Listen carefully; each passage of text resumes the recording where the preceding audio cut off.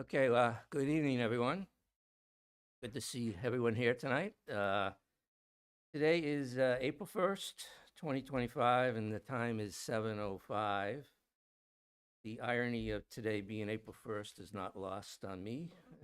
I know we're having a warrant hearing on the one day where you can't believe anything you hear or trust anyone you hear it from. So, however, I assure you that you can believe and trust everything that we're going to talk about tonight.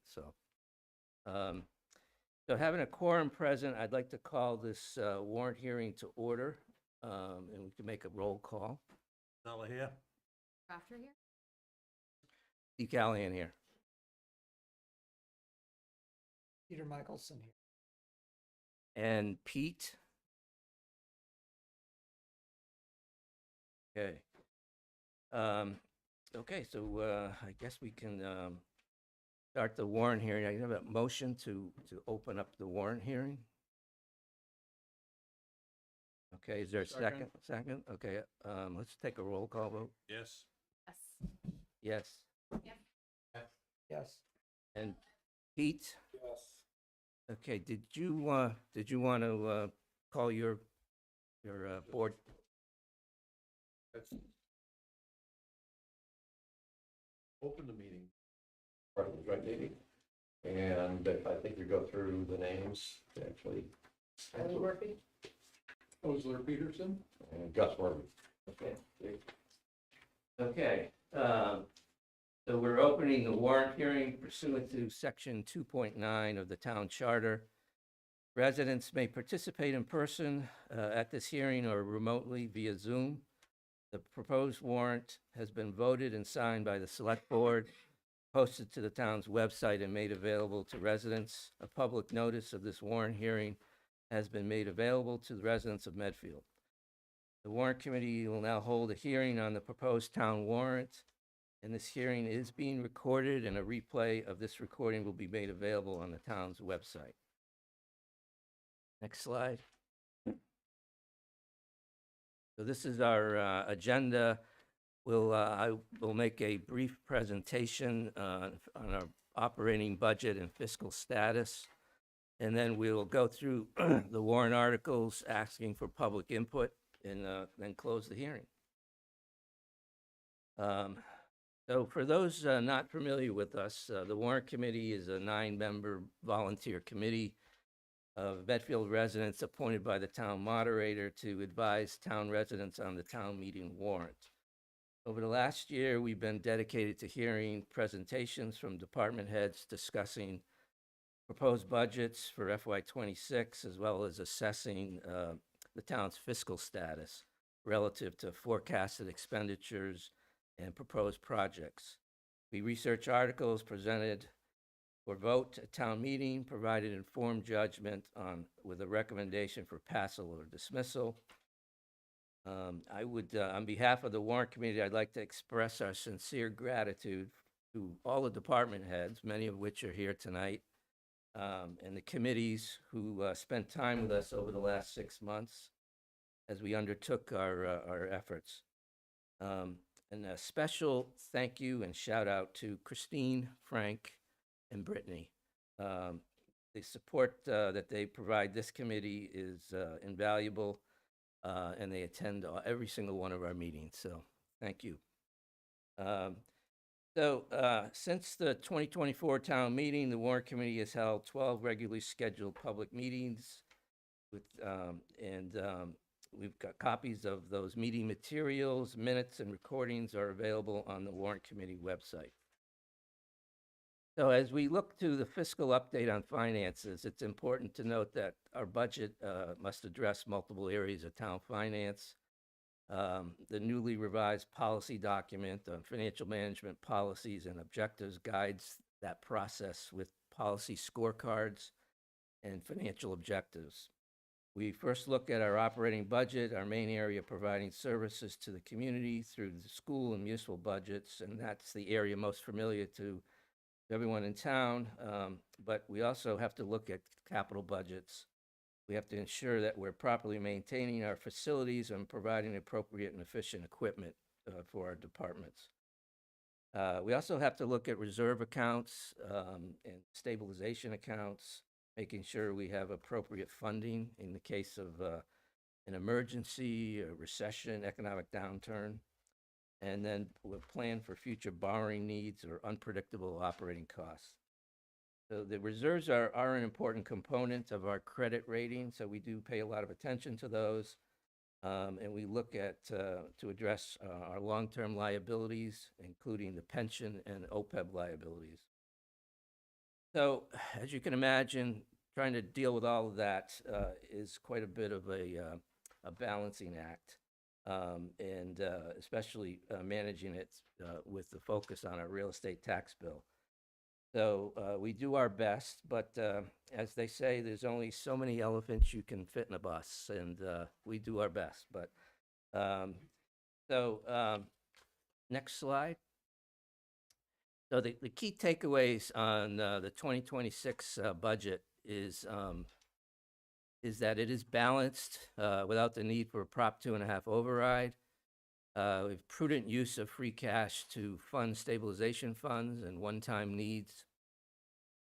We've stuck to our disciplines of getting balanced budgets that are financially sustainable within the Prop 2.5 framework and following our financial policies. Next slide.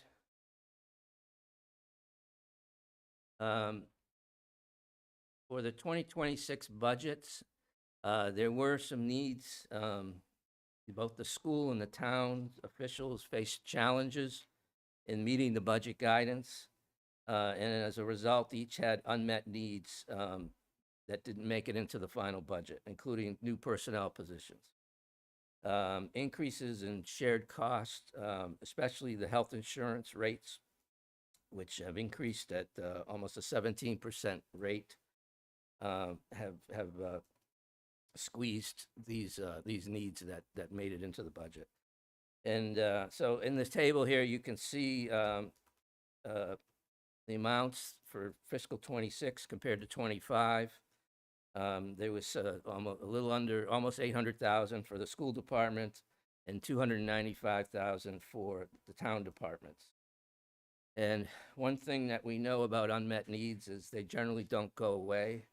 And when added to new needs, you can see the dollar amount has almost doubled between 25 and 26. Next slide. So on the revenue side, the assumed property tax new growth is $400,000. And we've got growth in new receipts of $404,000. And that local receipt growth is made up of the categories you see on that slide. Investment income continued to increase. That's $273,000. Residents in Medfield continue to buy new cars, so our motor vehicle excise tax has increased. And some revenue, some smaller items have gone the other way. They've decreased. The Medicaid reimbursement, departmental revenue, and some other various revenue sources. Next slide. So we look at our property taxes, which is the largest source of revenue, and how it's determined. There's two separate independent components to the amount of property tax that the town charges residents. The first component are those property taxes that are subject to Proposition 2.5 levy limitations. And this is budgeted at $56 million in FY26 and represents a 3.2% increase because of that new growth that we talked about. And that's kind of a typical year for Medfield. We'll talk more about the component, how that's calculated on the when we get to the next slide. But the second component is the property tax revenue that is outside Prop 2.5 levy limitations. And that's made up of general fund debt service for exempt debt offerings. And this amount is from borrowings for large capital items and projects separately voted by town residents at town meeting and elections. And the debt service is budgeted to decrease by $488,000 to a level of 1.894 in FY '26. And this represents a decrease to our property taxes because existing debt was paid off and it was not replaced with new debt service on new projects. So that 488, our property taxes are decreasing by that amount. And we'll look at what the implications of how that's managed further on. But the total of these two amounts equals 57.9 million and represents the total property tax levy that's charged to residents' tax bills. And as you can see, property taxes are going up 2.2%, which is less than the 2.5% under Prop 2.5, because we have paid off debt, and that's a reduction in property taxes, and we've not issued any new debt. Next slide. So this is how the Prop 2.5 component of our property taxes is calculated. A lot of people think Prop 2.5 limits the increase to their tax bill to 2.5% each year. It does not. It's really just a limit on the total taxes that the town can raise. And this slide shows how that works. As you can see, the red circle in FY '25, the 53,088 is carried forward to FY '26. And then we're allowed to increase that by 2.5%. And then we're allowed to add an estimate for new growth. Continuing with the formula, we add in the Municipal Building Stabilization Fund, and that's an override that was approved in 2018. And then continuing down to the bottom is our levy limit within the Prop 2.5 limitations, and that's 56,003. So we have generally in Medfield prepared our budgets to essentially tax the maximum levy limit within Prop 2.5. Next slide. This gives you a comparative view of the budget revenue, operating budget revenue. And the FY '26 budget assumes the general fund operating budget revenue of 74.1 million, which is a 2.5% increase. And it's made up of that 2.2% increase in property tax levy that we just talked about, and also other revenue increases of 3.5%. So as you can see, the total budgeted FY '26 general fund operating revenue is expected to increase by 1.8 million. And the two largest components of other revenue are the state aid and local receipts. Next slide. So looking at state aid, you can see that in FY '26, our estimated state aid is 236,134, or a 2.7% increase. It's increasing by 236,000, excuse me. And then the average annual increase over the last 4 or 5 years has been between 1.5% and 3.5%. We've all read that state aid is experiencing budgetary pressure from inflation, healthcare costs, and immigration shelter needs. We expect the pressure is not going to recede as the results of any federal government funding cuts could impact future years. We don't know for sure, but it's a reasonable possibility that we will not see any significant increase in local aid. And who knows, we may even see a reduction depending on what happens. But next slide. On the expenditure side, these are our expenditures by major category on a comparative basis. It's $74.1 million, an overall increase of 2.8%. School and town departments are growing at close to $2 million combined, or 3.5%. The town and school employee benefits, healthcare and pension are budgeted to increase $702,000, or 8.4%. And that's primarily due to that health insurance cost increase. Our fixed costs for debt service on borrowings is budgeted to decrease, and that leaves us with the $2 million or 2.8% increase in expenditure. Next slide. So the needs, from a big picture perspective, the needs that are included in the FY26 budget, we talked about the school department's increase of 3.4%, 1.5 million.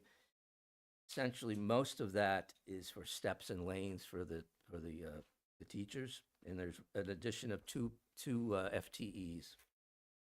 On the town side, there's a 3.5% increase, or about $500,000. An addition of 4 firefighters or paramedics to the fire department budget, and that is offset by a 3-year federal grant. And that federal grant, when it expires, it may require us to revisit the staffing levels or pursue an operational override. The shared costs assume that 17% increase in employee health insurance rates. The 2026 budget does include the collective bargaining agreements for police and fire employees. Next slide. So next, we thought we'd turn to our reserves. You can see a history of the reserves as a percentage of the general fund operating expenditures. We have a financial policy that requires a minimum of 8% and a goal of no more than 10%. And we are estimating, if all the articles get approved at town meeting, that in FY26, we will be right in the middle at 9%, between the minimum and the maximum. So these reserves consist of the General Stabilization Fund, unused free cash, and the Warrant Committee Reserve. So we've managed to rebuild the General Stabilization Fund so that there's, I think, a healthy reserve to help with any future economic downturn or an emergency. And as I mentioned earlier, these are very important for our credit rating when we go issue new debt. Next slide. We have several special purpose stabilization funds to help with areas like pension obligations, capital needs, special education costs, and deferring future costs related to an elementary school, new elementary school. So we pay attention to the levels in these stabilization funds and ensure that we're planning and preparing for, again, financially sustainable budgets, capital needs, and property taxes. The FY 2026 balances assume that all articles impacting these stabilization funds get approved at town meeting. Next slide. So we turn next for free cash. As we like to remind our new warrant committee members, free cash is not free. It represents the accumulation of unspent budgeted expenditures and excess revenue over budgeted amounts. And as we've seen over the years, it can fluctuate up or down and is very much unpredictable. So here we have certified free cash as of July equal to 5.6 million. The various proposed uses of that free cash in the warrant are listed out. And the town has a financial policy of maintaining, as part of our general reserves, a minimum unspent free cash balance equal to 3% of our general fund budgeted expenditures. So this leaves us with an unused free cash balance of $2.5 million, which complies with the 3% test. Next slide. It's our policy.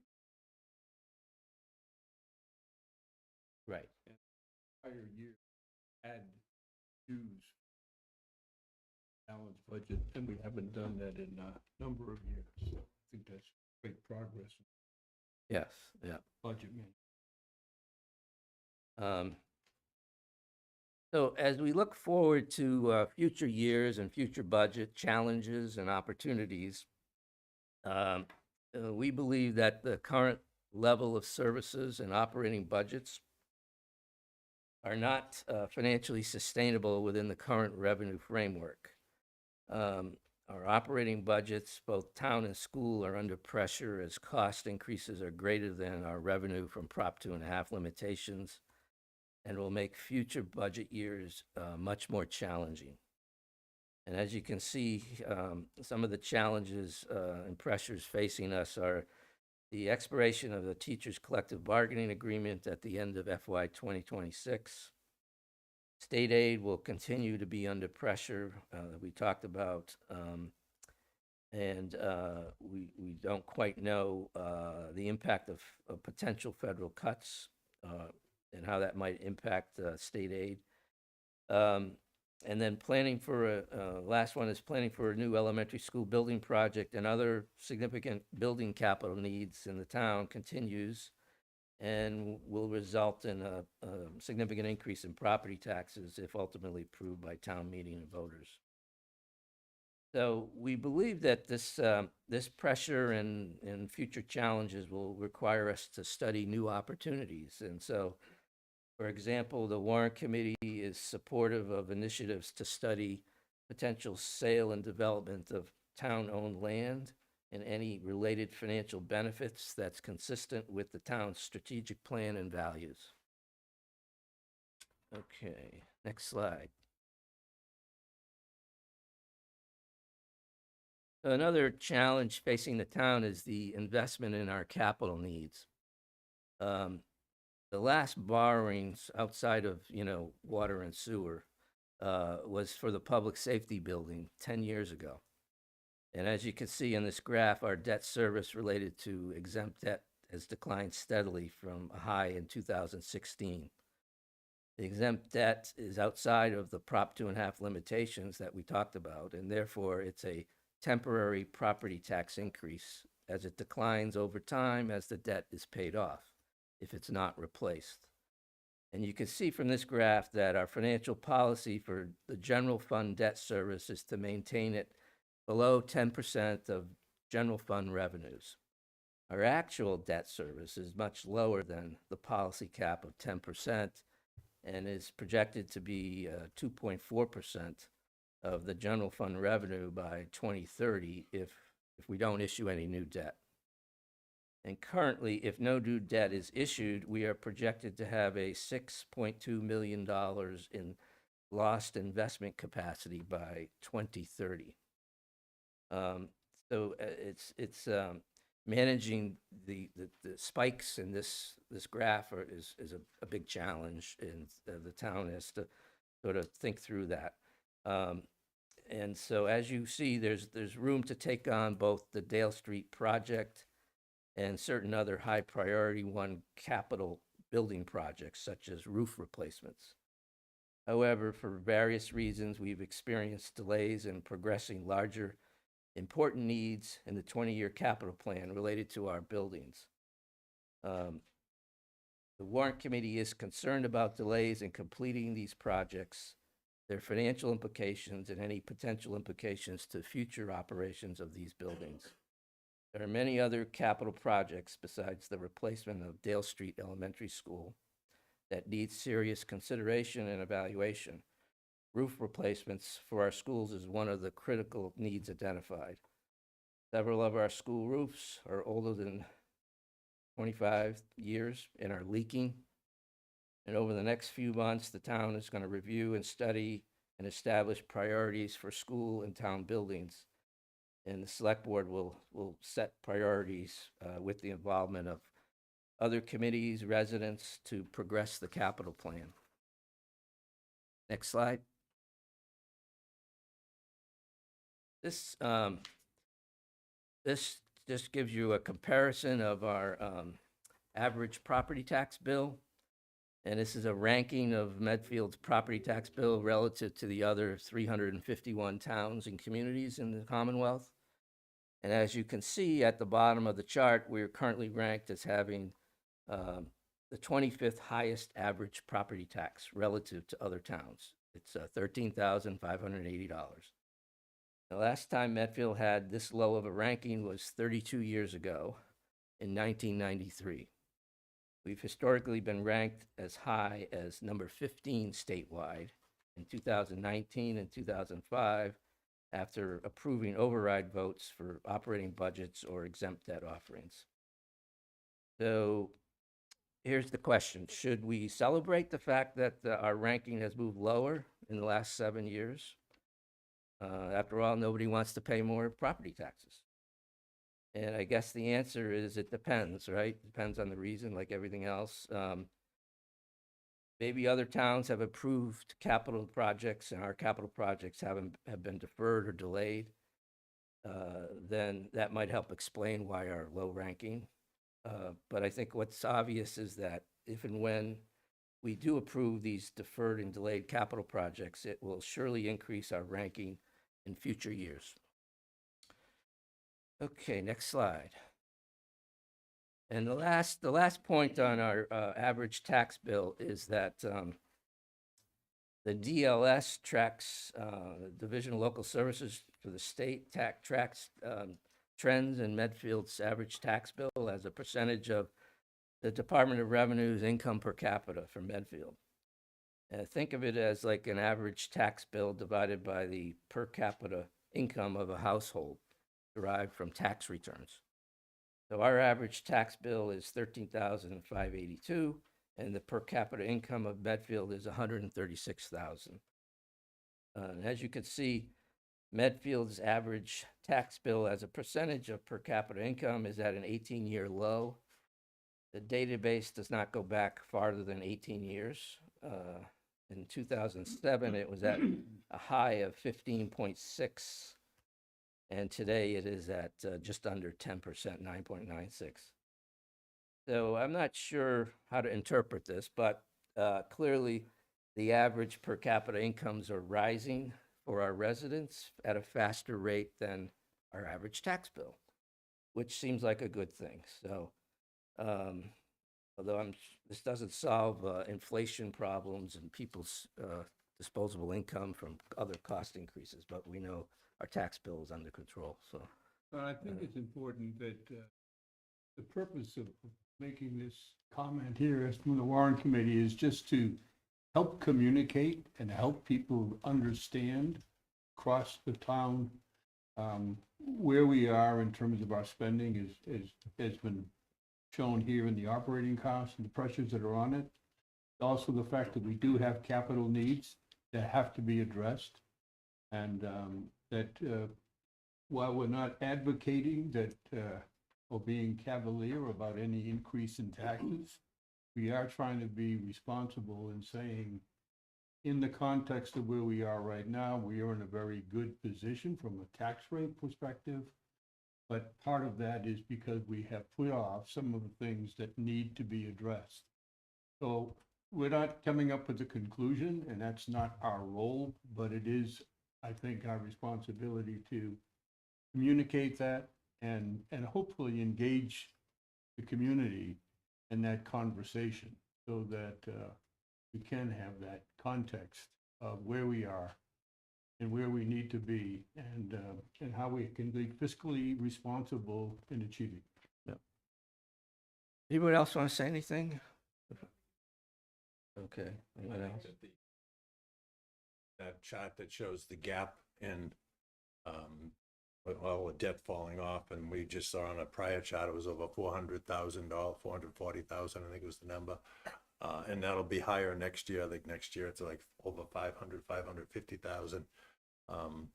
That's an opportunity for us to do some of those small capital projects and still not increase the taxes, Right. because you're just filling up, you're offsetting what was falling off with new debt. So it's something I think that we need to look at for next year. Yeah. Yeah. Great shot. Okay. Next slide. So I suppose now we'll go through public input, and any comments or questions, please come up to one of the mics here. There's one over here in the podium. If you're on Zoom and you'd like to ask a question, Frank, can you monitor that in case there's a question that comes up on Zoom? Just put it into the chat function, and Frank will promote you if it's not clear. So we'll let's see. I guess. All right, so we'll go through each article in groupings, ask if there's any comments or questions, and then we'll take those. Okay, the first is Article 1, the annual town reports. Articles 2 and 3, elected official compensation and personnel administration plan. Any comments or questions on Articles 1, 2, or 3? Frank, I'll just leave it up to you. If you see something online, just let me know. And then next slide. So the financial articles, Articles 4 and 7. Article 4 is annual revolving fund expenditure limit authorization. Article 7 is to rescind authorization for Parks and Rec revolving account. Any comments or questions on Articles 4 and 7? Okay. Next slide. Articles 5 and 6. Article 5 is the Cemetery Perpetual Care Trust Funds. Article 6 is the local PEG assets appropriation. Article 26 is the Elementary School Tax Mitigation Stabilization Fund appropriation. Any comments or questions on Article 5, 6, or 26? Questions? Okay. All right, next slide. Articles 9 through 12. These are the Municipal Building and Capital Stabilization Fund articles. Article 9 is the appropriation to the Capital Stabilization Fund. Article 10 is the capital projects appropriation for non-buildings. Article 11 is transfers to the Municipal Building Capital Stabilization Fund. And Article 12 is capital projects appropriations for municipal buildings. Any comments or questions on Articles 9 through 12? Online, Frank? Nope. Okay, next slide. The other financial articles, Articles 13, 21 through 25, and 27. Article 13 is the FY26 operating budget. Article 21 is the appropriation for Danielson Pond. Article 22 is the appropriation for Conservation Trust Fund. Article 23, the Medfield State Hospital Overlook Environmental Review Appropriation. Article 24 is the Park and Rec Modular Appropriation. Article 25 is the Elementary School Feasibility Study funding. And Article 27 is prior year bills. Article 30 is the free cash. Last article. Any comments or questions on Articles 13 to 21 to 25, 27, or 30? Okay. Next, the water and sewer, the enterprise fund, the Article 14 is the FY 2026 water and sewer enterprise fund budget. And then Article 8 is the 2025 sewer budget retained earnings transfer. Comments or questions on Article 14 or 8? Okay. All right, next we move to the general articles, Articles 15 to 20. Articles 15 is the senior exemption amendment, the increase in the exemption amount. Article 16 is the senior exemption amendment, the increase in the asset limitation. Article 17 is the senior exemption amendment, the increase in income limits. Article 18 is the senior tax work-off amendments. Article 19 is the veterans exemptions. 20 is the cemetery expansion. Any comments or questions on Articles 15 through 20? Okay. Next slide. Articles 28 to 29, zoning articles. Article 28 is the floodplain district, and Article 29 is accessory dwelling unit. Any comments or questions on Articles 28 or 29?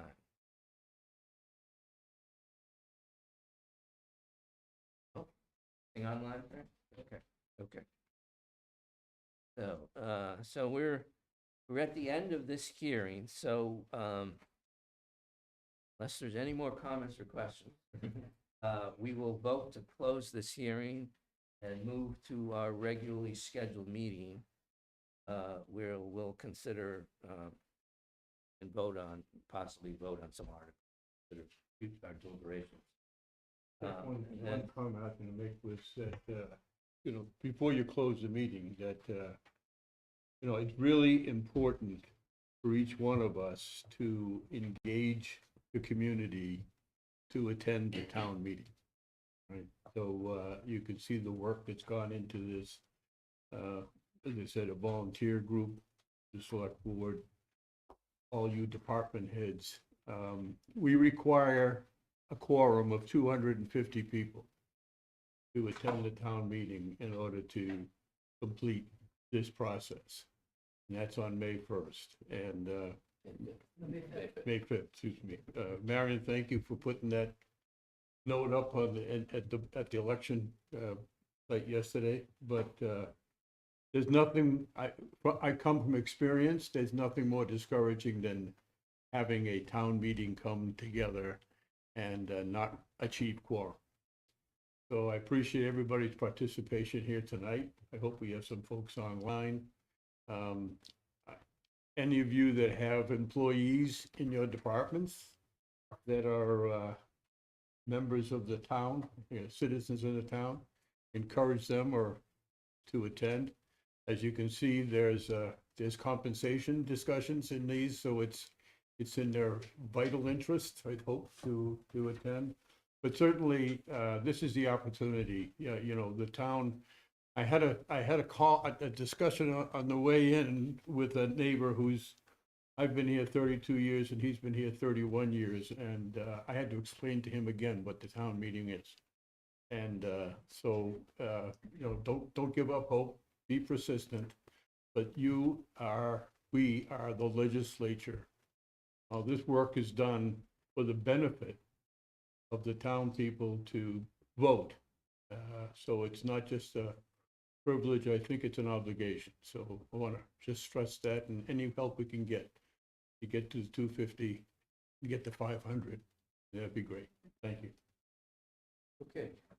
Anything else anyone wants to say? Okay, I'd entertain a motion to close the warrant hearing. Move to close warrant hearing. Second? Second, Okay, yes, Ed, Bill Rafter, yes. Boxon, yes? Steve Callahan, yes. Yes. And Michelson, yes. And Pete? Salvino, yes. Okay. So we have closed our warrant here. We're going to take a brief break to allow the room to clear. And all of you who have participated in the town departments, thank you. Appreciate your, couldn't have done this without you.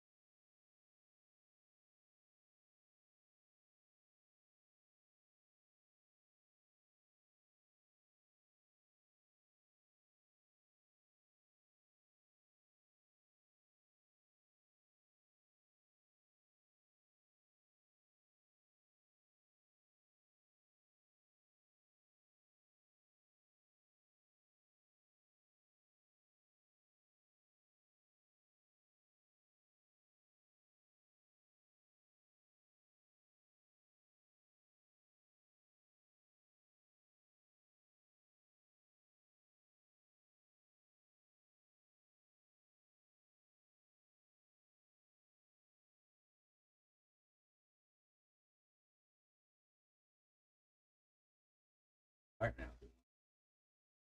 Medfield TV, you all set? Okay, great. Excellent. Okay, so we are reconvening as a warrant committee, and we will have to do a new roll call around the Ed Pasala present. Jill Rafter, present. Bob Sani present? Steve Callahan president. Emily McCain, present. Brent Nelson, present. Peter Michelson, present. And Pete? Pete Saladino, participating remotely. Okay, great. So, the agenda for this meeting is basically, I should say that Ashley is not going to be with us, for the meeting.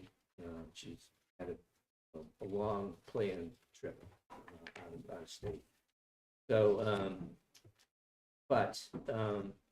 one thing that's really important for everybody to understand is that we do have to get the warrant printed. And in the warrant, there is a disclosure of the vote of the warrant committee. We want to have everybody here to take that vote. When we vote on articles, it's important that everybody's here.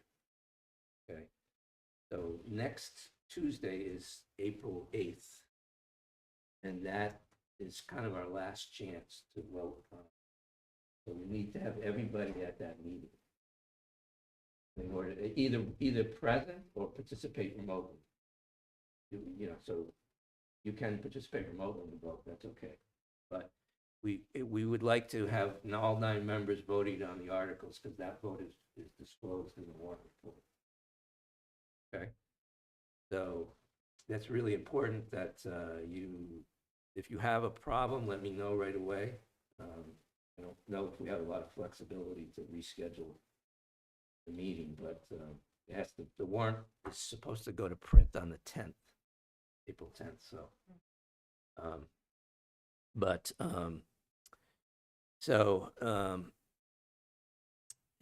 Christine is downstairs with the select board, but is promised that she'll make it back up here to talk about some of these agenda items. We will talk about the police and fire collective bargaining agreements. But the bulk of the rest of our meeting, I thought we would talk about the warrant articles and the draft committee or warrant committee reports that got circulated this afternoon. But before we do that, there was some information that I sent around regarding Article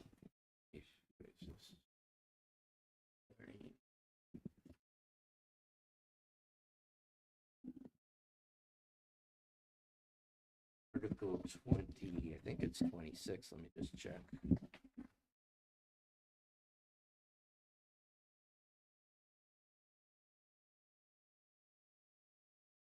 While you're doing Yeah. that, when did you say the, Yeah, it's next meeting is to vote on? It's a week from today, April 8th. Okay. And so I sent around some information on the Article 26. Basically, it was the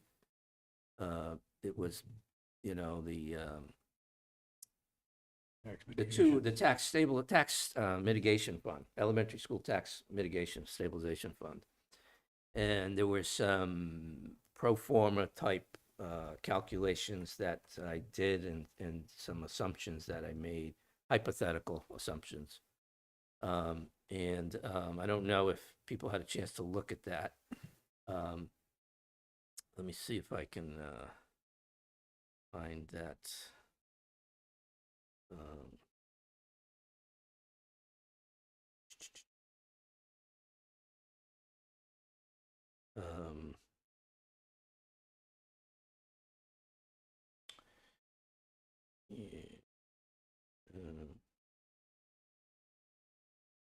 Yeah, it was, you sent it out on, What day did I send it?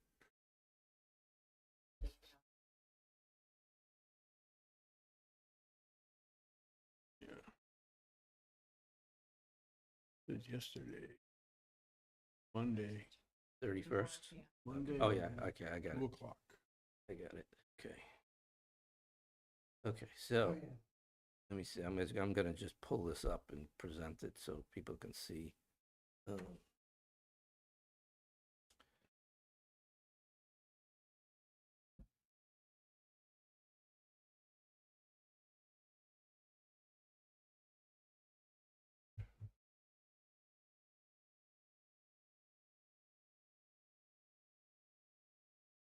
Okay.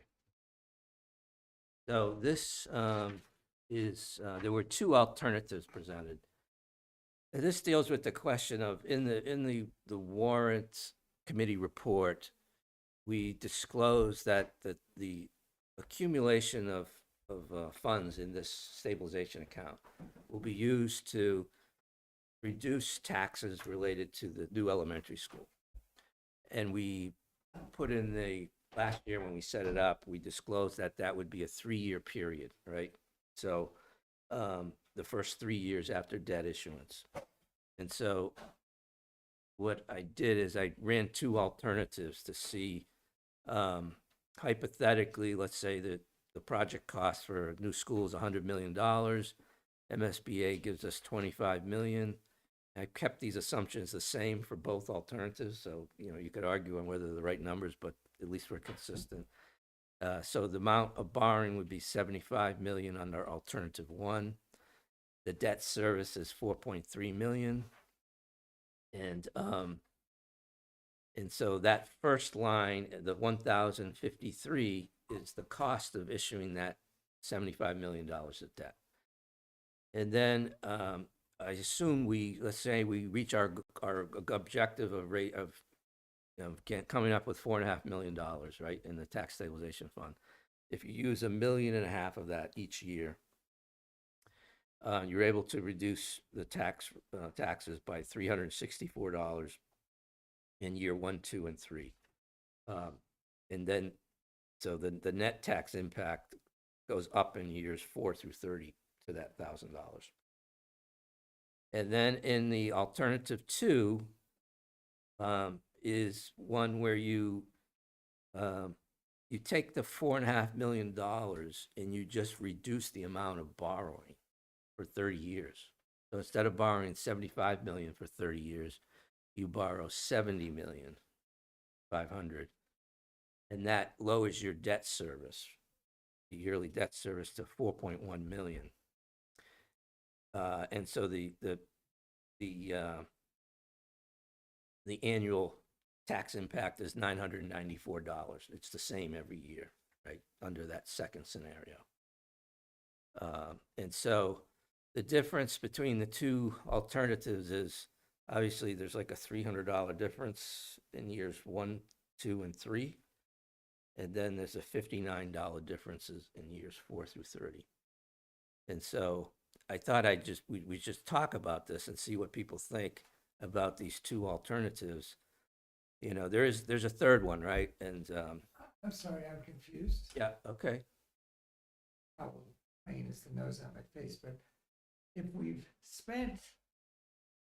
used the 4.5 million tax mitigation fund to reduce the amount of borrowing to 70,500,000. Yeah. So I get the next line where the taxpayer impact would be reduced from 1,053 to 994. Right. But I don't see how the difference. How you come up with the 305?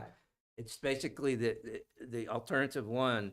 You're taking the 4.5 million and you're giving relief in years 1 through 3.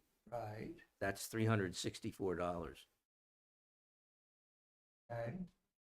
So, but there's no relief to be given in years 1, 2, and 3 under That's right. alternative 2. That's right. That's why alternative one, when you compare year 1, the 689 to the 994, there's a savings of $305 in year 1 with alternative one. Okay? All right. So I don't know if there's any, comments or questions on these. Do I understand these? I guess I my think- question would be like, at year 4 and beyond, an alternative one. We go back to the graph of where our, thing, where that the debt service debt has service, gone yeah. down, like, where does that fit So on the, that graph? Because is that estimated 1,053 really accurate at all? okay, so the Do you know what I debt mean? service, the debt service between alternatives 1 and 2, debt service for alternative 1 is 4.375. No, I get that. I'm talking about the graph of town stuff, where you said we want to stay below 10 Yes. and as a principal, but Yeah. I don't know how that Well, relates to the actual tax bill. Like if this is assumed, if we keep that level, we pay for the other capital items, keep it just under that 10%, this would be added on top of that. Or is this all within the 10% of the, It'll still be within the 10. right? yeah, this is, Yeah, this still all well- fits. The, well- the, well the, within the it. gap in FY 30 was $6 million. Right, Right. right. So And this is 4, This so. fits within that, Right. that 10% threshold. That's your question. It's not my question. Okay. The question is, how that decrease in the debt service of existing debt service affects the tax bill 4 years and beyond from now. In other words, is there other factors that would bring that 1,050 down that are not reflected here? Because I think at the end of the day, like, people are gonna have a hard time with being, they're gonna like years 1 through 3, but they're not gonna like years 4 and Yeah. beyond. But how accurately can we predict that is what I'm trying. Well, I think we could predict it pretty accurately related to this particular project. There's, there will be debt that every year gets paid off, right? But then there's other projects too that we need to deal with. But I think there's enough runway in that policy of 10% versus where we're at or we're projected to be in FY 30 to fit both the roofs and the school. Okay, and keep taxes within the 10%. I mean, they're gonna go up no matter what we do. Yeah. Yeah, they're gonna go up, so, but at least they'll stay within that policy of 10%. But I think there's, I don't know what people think, there might be a third alternative that I didn't show here. And that is, instead of a straight line relief of 364 a year, Yeah. that we sort of phase it in, so Yeah. we give a bigger, Right. in year 1, we give a bigger, savings. So that when you get to year 3, the difference between years 3 and 4 is not that much Uh-huh. in the tax bill, you sort of phase it in. We could easily do that. Is We'll there do any it the reason other- why it's 3 years and not like 7 or 8? It just, Small. it becomes really de minimis, Right. the more years you do it over. Yeah, I I think, mean, you could do, well, you see 30 years, it's $59. Right. I think. I'm just saying, like, maybe there's a way to smooth it so you don't go from 689 to 1053. I think Well- what you Well, just I said would think- be. Yeah, I think that's the third alternative is to Right. phase it. We could, instead of $1.5 million every year for 3 years, you could maybe do 2 million in year 1. Mhm. 1.5 in year 2, and then 1 million, or so, so that, you know what I'm saying? That we don't, Mhm. I think you could do I that. think, I'm sorry, Pete, go ahead. I think the stated reason for the fund is to reduce the impact to the families that in Medfield. So I feel like the reducing of the impact implies some type of staggered thing like you're showing on the top of the page, rather than sort of a peanut butter reduction on the second part of the page. Right. Yeah. Ed, what do you think? Well, I think that in year 1, we should have the biggest savings. I think that this, I think you said it in the last meeting, this is not a slam dunk getting this to pass. And to the extent that we can lower that tax bill for the people who are going to show up in that room in year one, it's gonna be critical to the vote. I mean, most of the people in that room are almost retired or are retired. And they're gonna have a big impact on that initial vote. So I think to the extent that we can have a bigger reduction in year one, that would be helpful, and then gradually reduce it. And I know it'd be a bigger jump in from years 3 to 4, but I think that'd give us some impetus. It'll put us in better position to get this building passed. And the other thing is, and Bob, you mentioned it before the meeting, in that bottom, when you're treating it the same, the same 994 for 30 years, the townsfolk that contributed to that extra cash, free cash, that built this fund up should deserve the benefit. If you have a person moving in 10 years from now, why should they get the benefit from years 10 through 30? So definitely, Bob mentioned that before, it's a very, very good point. So I think, again, I just try and lean on years 1 and maybe 2 as bigger reduction to help.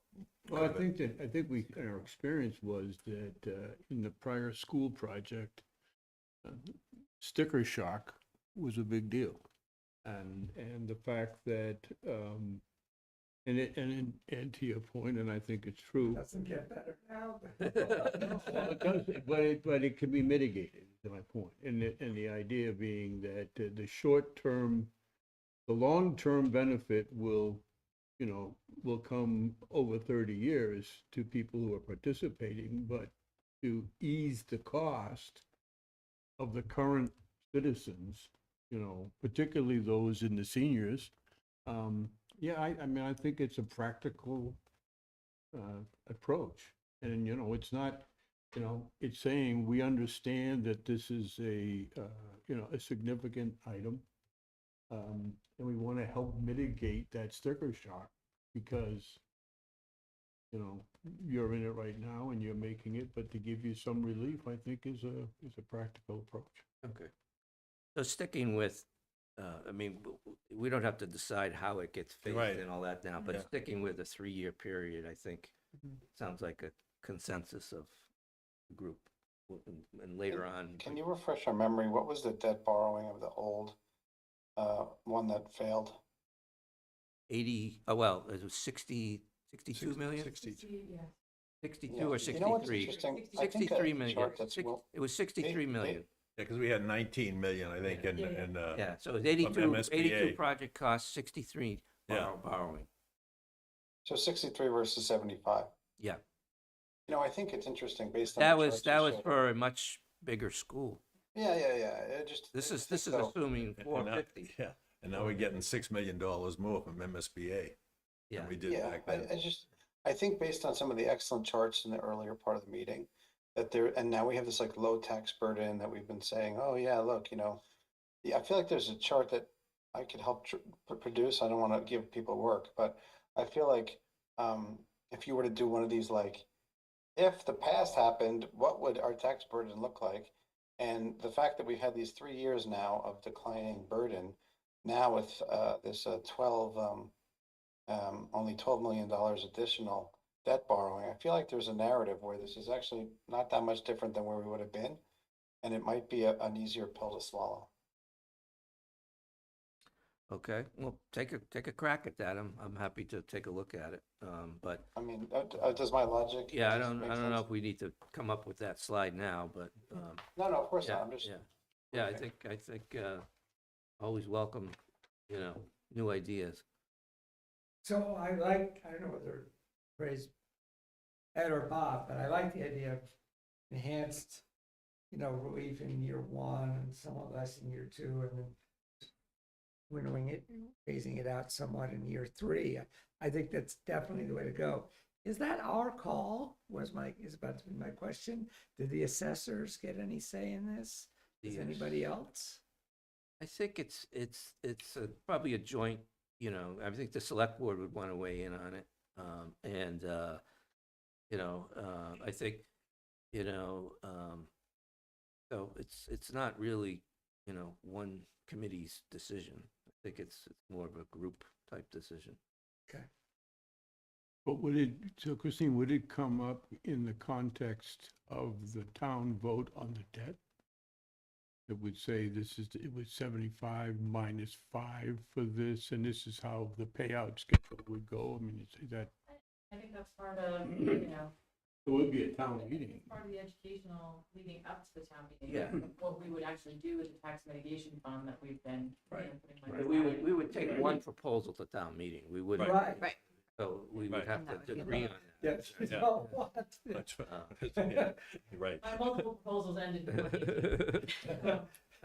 Yeah, one proposal at the town meeting. Yeah, So, oh, yeah. but we don't need to make the decision now, other than, I think, we do in the warrant committee report. Last year, we talked about a 3-year period. Mhm. And I just want to make sure we're comfortable with that and sticking with that in this year's warrant committee. Love to go to 4-year, but we don't have enough money. I was if we get Yeah, more I funds think there. maybe we could change it later on if we get more money, but Right. yeah, Uh, sure, Timing, people would timing. love that. Right. That's a good problem. yeah, I agree. Yeah. Stretch it to year 4, Yeah, right? yeah. We need a lot of free Can you make cash that next happen, year. Christine? Yeah, Let me- hold on. there's your one. No. Totally fine. All right, okay. Anything else on that before we move on? We have Christine here. We have to use her time wisely. Yes, I don't know when I'll be called back Okay. downstairs, but This they're would in be, good hands. this was great though, Steve. Thank Yeah, you. Yeah. That was really good to see, thank you. All right.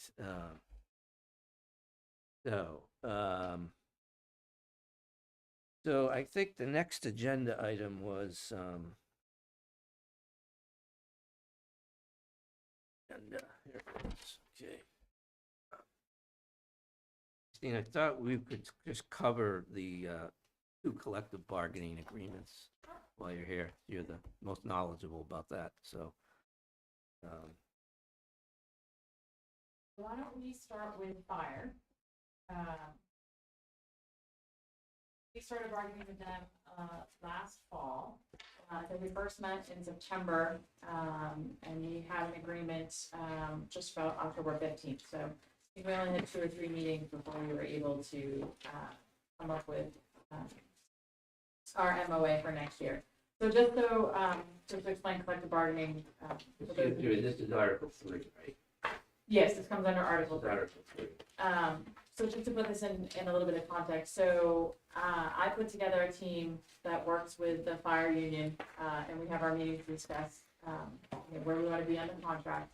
My team is a representative from the select board, myself, Frank, and Kathy, who's our HR director. And we meet with them to come up with a proposal. Once we have an agreement at the table, we sign an MOA. I'm sorry, we don't, we have an agreement at the table, the union will take it back to their union membership to have a vote. I take it back to the select board in executive session to see if the select board will agree. If they're both in agreement, they sign the MOA, they did the fire one in the fall.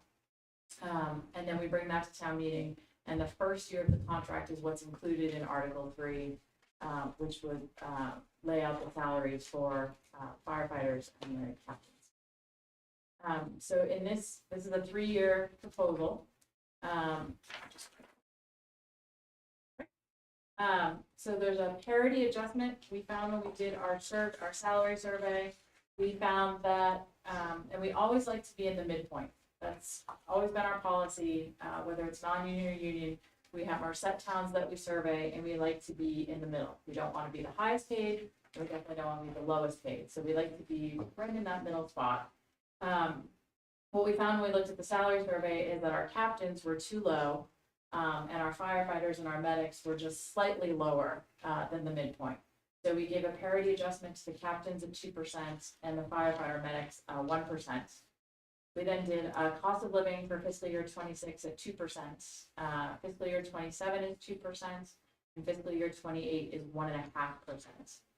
We also added in a 15-year stipend. So if you reach 15 years in the department, you receive a $1,000 stipend. And if you reach a 20-year tenure with the town, you receive a $1,500 stipend. Is that a one-time payment? Annual payment? Oh, it's annual, so Annual, yep. for 15, Yep, like 15 through 20? Yep, we'll keep moving forward. And we really did that for recruitment and retention. Obviously, we're not the only people who are having problems keeping people working for them, and with a 16.92% increase in our health insurance, and not a lot of budget capacity, we're trying to look for any incentive to keep people working with us. That, you mean, that stipend, that's a, like a, I won't say retroactive, but it's basically, it's never been done, so it's gonna take into consideration from the date people were hired Yes. up to today. Current Yeah. tenure will be If somebody's honored. 15 So we years have- today. If they'll somebody, get- yeah, if they're 15 years, they're gonna get, will they get the first 10 years plus the 15 year? They'll get if they're here for 15 years, they'll get the $1,000 stipend. Not the 10 year. I only have 15 and 20, and if they're here Oh, for 15. 20, then they'll get the 1,500. They will not get both. They don't stack on each other. They don't stack. They don't Okay. stack. Okay. So are there current employees who are at 15? who will get this? I have 3 at 20 years, and then I'm just trying a little restructuring now that Karen retired, so I'm just trying to, and I think I have several, I may have one coming up on the 15th. The rest of them are So it's not a big dollar impact. No, no, no. Yeah, okay. in fact, actually now Building King is out of that 20 year, so we saved ourselves $1,500 and made it cheap. Mark Um, Manning. And then, in a prior contract, we offered an educational incentive, which the police department has had in the Quinn bill since, I think it's the late 70s, early 80s. They were on a set, dollar amount. They were basically on an educational stipend. We had a long conversation that they should match police and fire. If we're paying for educational, incentive for one, it should match the same as the other. We agreed to that, however, we took the masters out of it. So we're only paying for associates and bachelors. So if you have an associate's degree, you get an additional 10% in your wages and your overtime. And if you have a bachelor's degree, it's a 20% educational incentive. Now in the fire contract, the master's degree is 25%. And we eliminated the masters as part of this contract. So you're only eligible for associates or bachelors. Should you say 25% of what? Your base salary. base salary? 20% of your base salary is your educational incentive amount. So you get that, but you have to prove you have to go to the Yes. force, prove it. Well, you have to, Submit you your have to have a bachelor's offenses. degree. It has to be in, it has to be in, it has to be an approved, accredited degree. It has to be in fire science or emergency medicine. It has to match, existing language in our contract in terms of. But the 25 is going away, right? 25 is not allowable in here. So it's only the 10 and the 20. So what's the estimated impact? In the third year of the contract, we'll get to that. The third year is the most expensive. That does not start until the third year of this contract. So let me just think, so I am on the fire department or police department now. I have a bachelor's degree in history. I get no bonus above the salary I'm currently getting. If I happen to have gotten a degree in one of these special areas, my salary immediately goes up by 15 to 20% over what it had been, including the seniority, which you said most people have, and including the one-time equity. Yes. Okay, so how many people have degrees in these areas? So currently, I only have 3. We're seeing that increasing. We are finding more and more people that we're recruiting, we're hiring, have an educational background before they started with us. It has taken a long time to become a professional department, both police and fire. And I was gonna say it's remarkable that you were able to negotiate solely a 2% COLA, but I guess there were other ways. there were others, so yes, so and especially the 1.5% in the third year was contingent upon this. So, we also, in terms of what the town was looking for, we had a 4-hour minimum callback. So if I called you back to the fire department and we had an issue, you were only there for 20 minutes. False alarm, nothing happened. I had to pay you for 4 hours. We were able to negotiate. It's now hour for hour. So if you come back for 15 minutes, you're getting paid. For 30 minutes, you come back 45, getting paid for the full hour. So we did have some cost savings on that. We also had, we're now collecting uniform prorated. So if you work for us and you leave within 2 years of hire, you have to pay back your uniform. It's about $15,000 to get somebody completely, fully geared up, and we had somebody leave within that 2 years, and that's a significant increase to a very small budget to then have to outfit the next person. So What's the enforcement? we have to get from their last check. Now that does not apply to termination. If you are terminated from the department, then we're just ending our relationship altogether. I have a question. Do you guys have tuition reimbursement? We do not. We changed some vacation accrual, and then we also we are having a problem hiring paramedics. So we changed the language in the contract, and the union agreed to that we can now hire paramedics who are currently in school, so that we're basically poaching them before they graduate and start applying for jobs. So in the past, you had to actually have graduated to be a medic. We got the union agreed to, we can sign people up early, and they have a certain, I believe it's a year in which they have to get all of their certification. If they can't, then they move on after they pay me back for their tier. So the first year cost of that proposal, now these numbers will change slightly. I have not redone them since we had the reorganization with Carico retiring. The first year of the contract is about a $23,000 increase to the budget. The second year of the contract is a $47,000, and the third year of the contract is $164,000. So the third year of the contract is the most expensive for the educational incentive. How many firefighters do we have in the? So we have 16 now with the 4 added from the SAFER grant.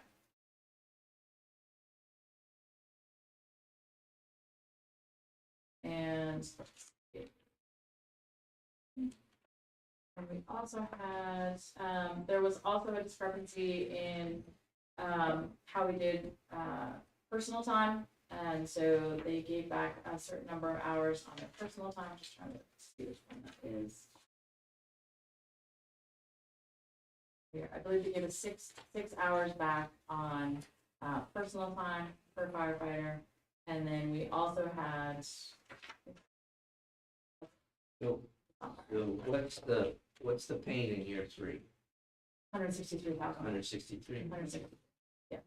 That will differ slightly now that we've had Carico retiring. Is that for both police and fire? No, this is just fire. It's fire. This is just fire. Yeah. And that's assuming you don't hire anyone within the 3 years, right, that have that. So we estimated, when I had before Carico left and he did his estimates for me, he estimated any new person he hired would be at a bachelor's degree so that we could, Okay, we so could that's- anticipate that, yeah. But as we get closer to 28, obviously we'll refine those numbers. Gotcha. And then the additional 4 people that were partially covered by the grant that grant runs out in In the 4 third year. years or third year. Is that The third year. factored The third in to year, this yeah. increase, or is that, No. No, that's, So it's not because that's gonna be further increase? if we decide that we want to keep those Yeah. 4 additional positions. So it's on top What's the of grant? 163. Yeah. Cover, do you know what the grants cover It's like right now? 250. It covers the salaries, and actually, other than, I think there's $28,000 that it does not cover, but the grant's covering all 4 of them. This is a federal grant? Yeah. Yeah, so, fun fact, Ready for this. so we were obviously notified in January that the grant, is a reimbursement grant, so we have to spend the money and file for reimbursement. The grant is funded through FEMA. The grant was put on hold. We believe we've met all the requirements that were asked of us to meet the grant agreement. However, we are in our 4th payroll since January and we have not been reimbursed. So we're running a deficit in the grant of a little over $50,000 at this point. We can't stop paying the firefighters because then we're in violation of the grant agreement. We'll be required to refund all of the money since we started the grant in October, which at this point now is about $100,000 in. They really got us. Yep. So I talked to our federal delegation yesterday, sent them a message, asked them to see if they could find out if and when the payment would be released, what we could expect. We did hear from a FEMA contact that some towns had received payments or were starting to receive payments, so we're hoping that that money will start to flow into us shortly. But it is something we're keeping an eye on because we're going to get to a decision-making point of you know, how far can we go and run the deficit before it really becomes a massive liability for us. Yeah. When did With the that Something to select- keep an eye on. Yeah. So something like that, would we cover that deficit with like free cash, or is that, So, is there a fund? Not forever. No, Yeah. you'd have to cut bait, right, at some point. and well, I think think that about- at some point we have to figure out how much we've invested into it and how much, you know, where we are. Yeah, And then we because have to figure out how we're gonna pay for it. we're only like, what, 250,000 over on free cash to policy. The thing is, free cash has to be the town meeting vote. Right, Mhm. so I won't have So we authorization to can't- pay We out. can't go another year. Right. You know, No. got some decisions to make between now. Yeah. Yeah. When did the select board approve that? Because I know it came to this meeting and then all of a sudden. It was back in In the October. fall sometime, Yeah. yeah. Was it after the election? Before the election. Before the election. Yeah. Yeah. Well, But even if we did, Yeah, we can. I would, Right. Unless that's against the rules.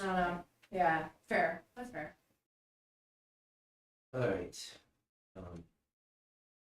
Okay, now we're talking Okay. about Now we can talk about police. Okay, so police, again, same as fire, this is a 3-year contract, they expire, June 30th, 2025 as well. We started negotiations with them in February and we finished, just about mid-March.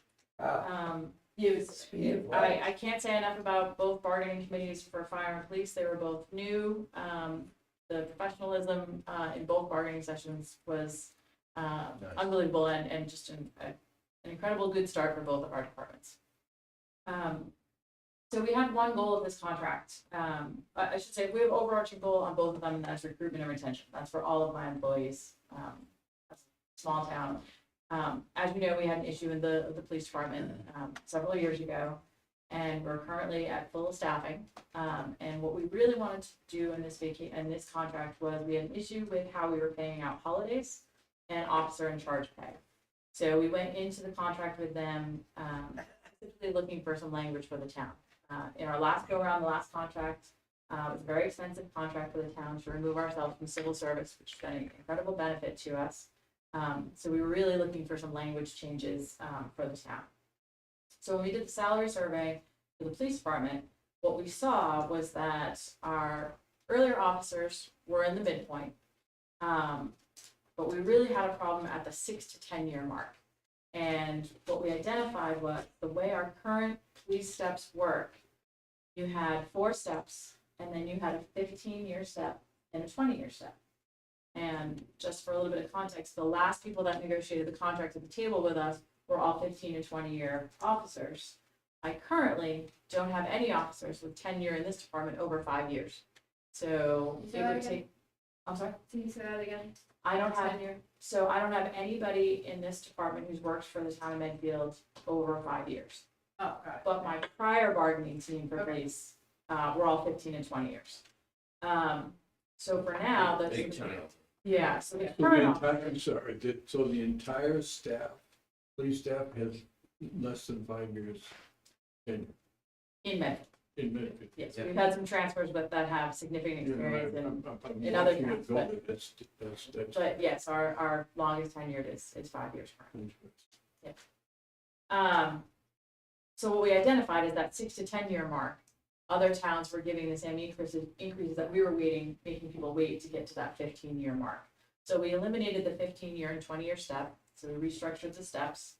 And then the cost of living for fiscal year 26, 27, and 28 is a 1.25%. And that is for officers and sergeants. And we did do a 2% for our dispatchers. We did also increase the night shift differential, which I don't think has been changed in probably close to 20 years. And it's $9 a shift.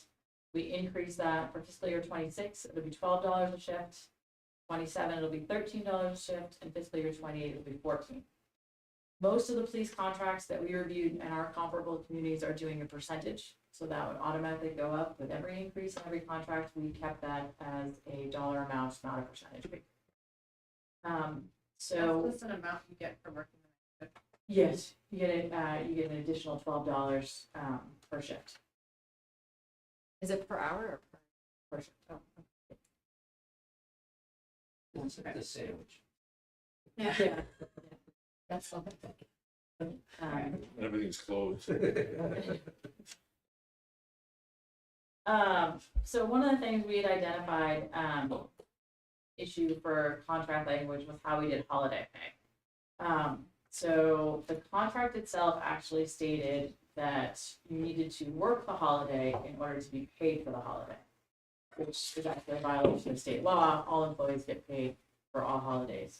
Somewhere along the way, the way we actually paid people was not what the contract said. So in practice, we did not pay people for holidays. We gave them 12 additional days off, which is a continuous overtime loop. Because if I get 12 holidays at overtime pay, I'm then getting that day off and I'm covering that with overtime. So it was just this continual expense of overtime. So the union agreed that we would get rid of the 12 days off and they will just be paid 12 days of straight holiday. Okay. So it's Thanksgiving.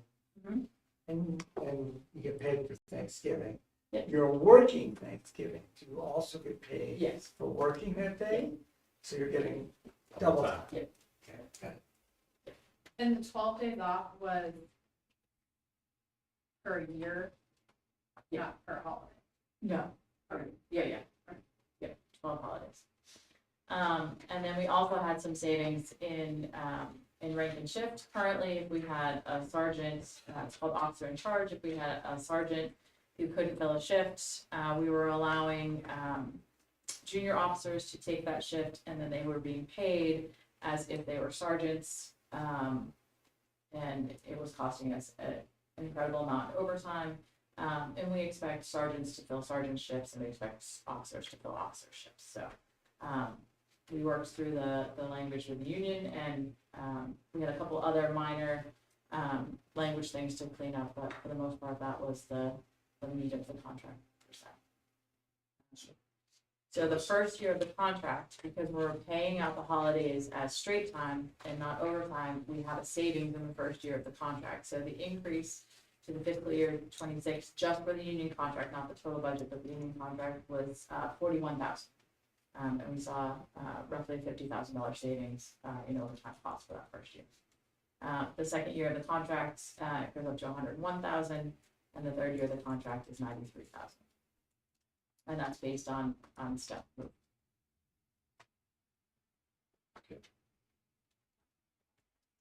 And that takes you out to 2020, the end of 2028, I guess, right? Yes. Okay. Yeah. Is it usual to have both term at the same time? Like that? Or just we're It works like- out that way. I would rather they not. I think they would actually rather they not, but nobody wants to go first, so Right. they're all the same. So. I don't know if it was like better to do it that way or. Yeah, no, I think they wish they were offset by one, so. Because they're also all competing for my time, so Okay. that's the other thing. Everybody wants to get in the door first, so. Well, I think, my view is that you've done a good job. Yeah. Oh, I think absolutely. you've done a great It job. was a team effort, and I can't thank the unions enough for understanding our budget situation. They watch your meetings, they're paying attention. We explained the budget situation and how it works, and everybody was receptive to trying to make this work without an override. Yeah. Understanding what we have coming in the future. Yeah. And getting this deal done now. This is the first time in a long time I can remember we've had both union contracts ready to go in the year in which they expire. That's great. Yeah. Yeah. That's Yeah. what I know, the last, That is the really last good. police contract, we were going back. Yeah, we were. Using the overlay account. Yeah. Yeah, and that's probably for everybody why it feels like, we're talking about this again so soon, because Yeah. we just settled it about a year and a half ago. Yeah. But I think you deserve a lot of credit, and the departments, the chiefs as well, too, because again, I've been on this thing for about 7 years, and the professional development of these two departments is just, really needs to be understood by the town. because it really is a great step. And then the chiefs are invaluable sitting at the table, walking through the language and understanding the situation. Yeah. Okay, so, That's great. the other change to this, well, actually, no, not Article, that was Article 3. This is Article. Article, okay, so, Right. yeah, Article Yeah. 2 I wanted to talk about. Article 2. Article So- 2, because I thought maybe you could just, there is a change there and just educate everybody on what it is and what you did to get to that.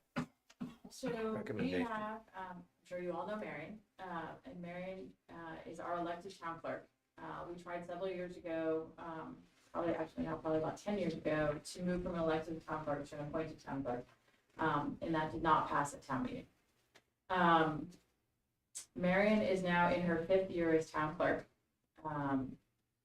And we started looking at her position last year because I started seeing, with our classification and compensation survey, it only included our non-union positions, but not elected. However, the town clerk's position got originally pulled into the class and comp, so we got some survey data back. We then had to pull that position out because it wasn't appropriate to have the consultant do the work on an elected official. However, it made me start to pull some more data out about the town clerk's position. And I think we're really lucky in Medfield that the town clerk is expected to be a full-time position. There's plenty of towns who have elected town clerks who show up the day of the election and they have 4 or 5 member staffs who run the election, who do the day-to-day operations of the town. We don't expect that in our elected town clerk here in Medfield. But I also don't think it's fair that we artificially hold the salary lower than other towns in the Commonwealth and in Norfolk County. So for fiscal year 25, Marion was the lowest paid town clerk in Norfolk County. And she was well below the average in the whole Commonwealth. And that includes Western Mass.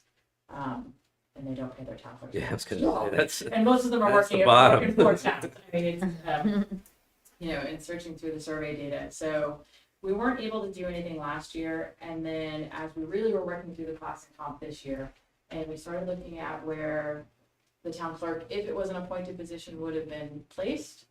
And some of the increases that I moved, for example, one of my office managers, he moved up and is not that far below where our town clerk is. The responsibility of the town clerk, both with our, increasingly complex elections, and responsibility, particularly for town meeting, the select board are recommending a $15,000 increase to the town clerk's salary to bring it to 95. And we've gone through some pros and cons, and I've had some very open conversations with Marion that this makes this position very attractive to anybody who's living in town to want to run for town clerk. And so I think that puts pressure on Marion, and she's willing to accept it, and she's now chair of the 375th study committee. Put some pressure on her to perform, as your elected town clerk. But I just think our compensation should be fair for all of our officials. Marion does a great job. She functions as a member of my executive team, and she's here on a full-time basis. And most of the clerks in Norfolk County, the Commonwealth, but we focused on Norfolk County, have 3 or 4 person staffs. And Marion does the job of a half-time town clerk. And so I don't think it's fair that we. And even with this increase, she's still below. She is still just below the average. Yeah, She's not at that midpoint I like to be at. Yeah. But that's where we felt comfortable that we could slot this in the budget. I didn't think we'd be able to do it this year. That's why you're hearing about this in the 11th hour. But I also didn't anticipate Chief Carrico retiring either. So the cost savings I had from that, I was able to introduce this. Well, she has 2 more years on her term. One right? more. She's on the ballot next year. Next right? year, She's okay. next year. All right, yeah, which, and I know from working a little bit, trying to help in terms of setting up, she's very visible, very engaged. Yeah. She does, in the election, so. Well, and I think, one of the other things that I worry about is that there are more and more towns going to appointed town clerks. And I'm still hitting my wounds from 10 years ago, so I'm not bringing that back. But I think as more and more towns around us go to appointed, at some point, and I know it's already happened, and I'm sure she's watching this, and she knows I'm gonna tell the story, but she's already been approached, right? And I know she loves this town more than anything, and I know she loves being elected official, but at what point does $20,000 or $30,000 salary in another town become incredibly attractive for any of us facing all the same budget pressures we are? So, Yeah. you know, I think it's reasonable. Is that the primary distinction? That if you're appointed, you don't have to live in the town and therefore I can go poach from anywhere I want? and so there's pros and cons to elected appointed, and a lot of people like to have the person who is the town clerk maintaining the town records as somebody who lives in the town. I think one of the issues for me is that this position has become so important and so professionalized that you really need to make sure your records are being kept.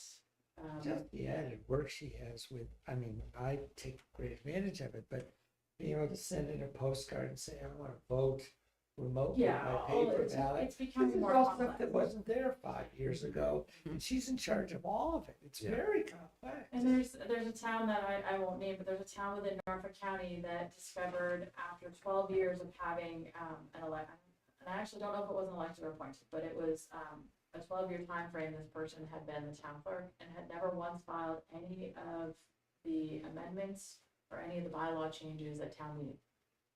And they had never received approval from the Attorney General, so. I believe both the town administrator and the town clerk are no longer in that town. But, you know, the job is becoming more and more Yeah. complex than it was, 10, 20 years ago. Right. So. Wow. No, I mean, All right. Anybody, any more questions on this one, or? No. No, full support. All right. thanks for the explanation. Thank you. So I thought what we do is, we can't vote on articles tonight, but we can talk about, talk about them, and in particular, the Warrant Committee reports. This is the first time you're seeing them. Some of them aren't drafted yet, but by next week, we'll have them all for you. The town report, I don't think there's much to say on that one. That's a pretty straightforward article. We just talked about Article 2. We talked about Article 3. Article 4 is the, and by the way, if you, after tonight, if you go back and look at these warrant committee reports and you have a comment, send it to me. Just shoot an email just to me, not to the whole committee. Send it to me, and we will, Unlike some buffoon. we'll edit it to. And everybody didn't answer, Peter, so you're. I did set. I was like, fair point, fair point. And Steve, just to reiterate what you just said is, I think it's really important that everyone reads these Yeah, these warrant. between now and Tuesday, and provide Steve with your questions and comments. If so you that- want to emphasize something that's not in here, suggest something, or whatever, make a proposal and we'll talk about it, next week, okay? But send them to me, okay? But it's important, I'm saying, that we do that so that when we meet next Tuesday, we can do it efficiently. And Yeah. and not be here till midnight. Yeah, And it's the exactly. final. So Article, Final. yeah, final. So we can get it to We're the, going to press April The 10. next day. Basically, yeah, that gives you 2 one days. day, yeah. no pressure. So Article 4 is the revolving fund expenditure limit. This is a yearly article. None of these limits have changed, right? Right? Is that correct? The dollar limits? Have there been any changes this year? I believe the ALS may have increased slightly. Okay. I have, To change the ambulance mileage I think, ambulance mileage changed a little bit. and the council on aging. Yes. So I think we should probably call them out in our report. Sure. That would be a change I would recommend, just say which ones changed and how much.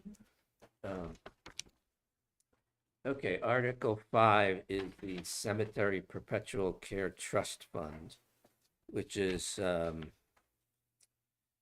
this is another standard article.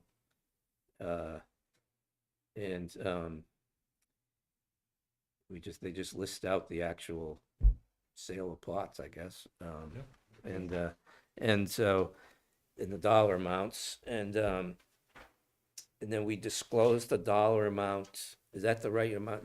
That's the updated balance That's of the updated the 1,000,005 of what's in that trust at December 31st. So I think that one's fairly straightforward.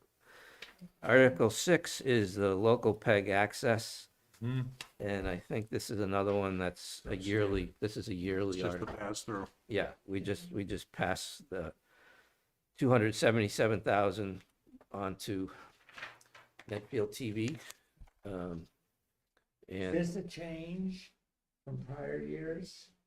Or do you know? It always varies a little bit. Oh, the I dollar. say this because my wife, Lisa Wood, was asked to give a presentation to the cable access group. And they were saying to her, which was news to me, that more and more people are cutting the cord. So they're getting less money from Verizon and Comcast that's passing through. So I just wondered if this was a lower number. Yes, I think several years ago it was over 400,000. I'm cutting the cord to Verizon or Comcast. Is that what you're saying? No, that Yeah. people who have cut the cord. yeah, there's once no- they, Once they stop using that service. yeah, the revenue goes down. That's a trend. A lot of people are just, well, you see what the bills I are. did that, it cost me 4 times as much. I don't have much streaming. Well, you've got like 10 to Yeah. yeah. And yet I also still have cable, so that's a whole other. Yeah, I'm It's working through that expensive. now. Cable is expensive. It really is. It's gone up a lot. So, Article 7 is the rescind the authorization for the old Park and Rec revolving account. Remember that we created that new one last year? So this is to get rid of the old one? Now, yeah, before it wasn't carrying forward the balance. Now Yes. it does. That's correct. Right. Yeah. Yeah. So this old one, Now it's a real just to- revolver. I mean, it's just, yeah, just to clean Yeah. it up. Get rid of it. Right. And then Article 8, we're going to talk about next week. We're going to have somebody from the Water and Sewer Department Board or somebody Yeah. talk about that. I'm not sure who will be, but as I understand it, there's for 2025, there was, you know how we do these reserve fund transfers for the general fund? They don't have a mechanism like we have on the general fund to do that, so there's a prior year deficit that needs to be covered by retained earnings, so that's what this transfer is. It's not something we have every year, so they're gonna come and talk to Yeah, last one was 2015. 2015, okay, so it's been a while since we've had one. So they're gonna come talk to us about that. Are they gonna put an amount on there? Yes, yes. Yeah, it's gonna be, because it's for the current budget that they're gonna try and go as far as possible before we pull that number. And Article 9 is so Article 9 is the appropriation transfer to the capital stabilization fund. This is our free cash, 850,000. That this year it's 850. It changes every year. And then there's also 482 of unexpended prior appropriations that they're putting into the fund. So I think that one's fairly straightforward. We always have that every year. The amounts change, but the article's the same. And then Article 10 is the capital budget appropriation, non-buildings. So this is the long list, which will be in the warrant, right? Yes, by the time you get the updated warrant report, that will all be in there for next year. Yeah, so we've looked at this already. We've seen the list. I think this is a fairly straightforward article. The list will be disclosed in the warrant. And then Article 11 is the transfers to Municipal Building Capital Stabilization Fund. This is to transfer 234,000 in unexpended appropriation funds. And the remaining balance in the Emergency Repairs Fund for 25, so to the Municipal Building Capital Stabilization Fund. Do we want to put the dollar amount of the We won't know the dollar remaining amount balance? because we pay through June 30th, so if we had Oh, okay. yeah. If we had an emergency on. How about, can we put it in we could put it in our report, right? Say currently, Say the current. the current amount is X dollars, okay. Yeah, maybe just do that way. It's not much this year. We had a couple of big emergencies at the beginning of the year, so. Okay. And Article 12 is the appropriation for the municipal building stabilization fund. So, to raise and appropriate, this is basically the override, right? This is the override that happens every year for the municipal building. No, this is just this is the appropriation of that override that already. This is the detail of. Yeah, this is just what the Okay, funds are. okay. We don't have an article for the. You don't need an override. article. You don't need an because article. The select board, Yeah, has yeah, the yeah. authority to vote. Okay. All right, so then Article 13 is the operating budget, which we know very much about that. Article 14 is the water and sewer enterprise budget. And this is a standard article every year to approve the water and sewer budget. So I don't think there's much to talk about there. Just comment on but on Article 13, if folks have seen the school committee meeting in which they both agreed to the final number and put the detail of how they got to the 310. Yeah, I was gonna maybe at the end just give you a Oh, recap. do of it that. now, yeah, do it. Well, yeah, okay, so they came up with their 310,768, which was to hit the target. And it had five components. For 30,000, they took out of textbooks that I forget the exact reason why they don't need these textbooks, but they took 30,000 out of that. They were kind of like one of our special ed students moved out of town to the tune of $177,000 in savings. So that was a huge amount that was kind of fortuitous in coming up with that balance. They moved they were going to take two teachers and move them up from the into the operating budget from the kindergarten revolver. One of them's going back into the revolver, so that's another 81,000. There's 68,000 a kindergarten teacher is a reduction, and 34,000 balance in a central office, moving part of the salary of a person to the rental revolver, because that person does all the administration for the school rentals. So it's quite, I mean, it's a good idea to move that to that revolver, because that's where it belongs. So that's how they came up with the 310. There were other positions in what they call tier 2 that we don't have to get into, but I'll keep this schedule because we'll probably have enough tough time next year trying to balance the budget. This is some ideas. It's true. You'll see it again. So I won't. All right, That sounds like it was, I mean, relatively painless for them. Well, they were lucky with the person moving Yeah. out. I mean, it's That not, was it's, like over half. yeah, Right. that was half of it. yeah. That's If that didn't happen, they were looking at other reduction Yeah. of personnel, so. All right, so Article 15, I guess, right? 15, we don't have, okay, so all of these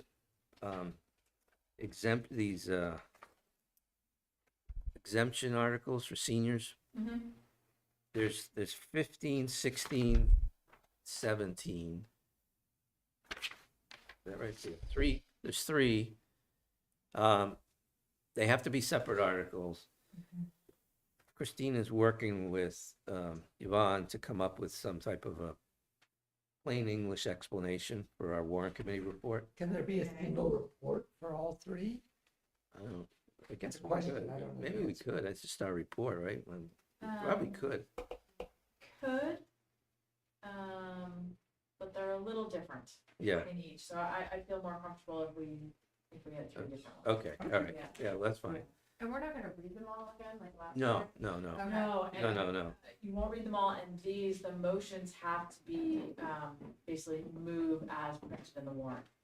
There's no reading, except you have to make sure you don't make any changes to the way the Department of Revenue wants it worded, so it'll be a very Yeah. easy motion. Yeah. So next week we'll have that you know, and Article 18 is the senior tax work-off, which we talked about last week. It's a fairly straightforward thing to explain, and I think the report does a good job of that, the warrant committee report. Again, if anyone reads this and says, well, I don't know, I don't like this wording, I want to change it, just let us know. And then, You mean the wording in the report? well, yeah, the warrant committee report, you can't change the article. Can't change the article, right? No. And we're not writing motions either, so we just do with our report. So we leave that to the experts, like Christine. So I'm trying very hard. I know we're trying to go to print the day after you have the warrant hearing, but we're trying very hard to have the motions in the warrant report this year. Oh, So that people will have the motion, because it always generates so much confusion Yeah. to have the article and then have the motion have different wording. Yeah. So I'm trying to have them in the book. oh, That'd be great. I'm trying. Awesome. good luck. No, that would be. Yeah, great. It's been a goal for the year now, so I'm really hoping we can get it done this year. All right, so the veterans one, Article 19 is, again, we'll get that next week. And then Article 20,